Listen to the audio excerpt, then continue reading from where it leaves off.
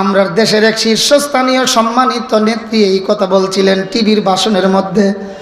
জনগণের উদ্দেশ্যে শেষ ভাষণে বলেছিল যে আওয়ামী লীগ করো সমস্যা নাই, বিএনপি করার করো সমস্যা নাই, তবে মনে রাখবা আল্লাহ তাআলা বলছেন বুখারী শরীফের মধ্যে লাকুম দীনুকুম ওয়ালিয়া দিন।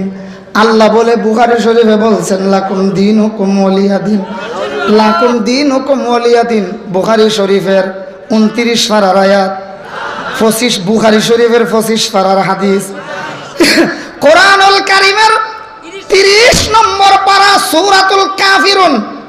ঠিক বলছি নি হুজুর? সূরাতুল কাফিরুনের শেষ আয়াত রাষ্ট্রপ্রধান হইয়া ওয়াজ করতে গিয়ে ফেস লাগাইছে, কারণ ওয়াজ সম্পর্কে অভিজ্ঞতা নাই। কথা বলেন ঠিক কিনা?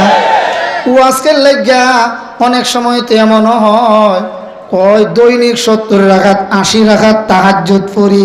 কয় ও চাচা তাহাজ্জুদ কই এখন, কই খালি যে কইতা খেলা হবে, মুসলমান তো এখনো মাঠে আছে, তুমি যে অত বড় ফিলার খেলোয়াড় কই এখন? আল্লাহ দেখায়া দিছে আল্লাহ সব জিনিস পছন্দ করলেও জুলুম আর জালিমকে পছন্দ করেন।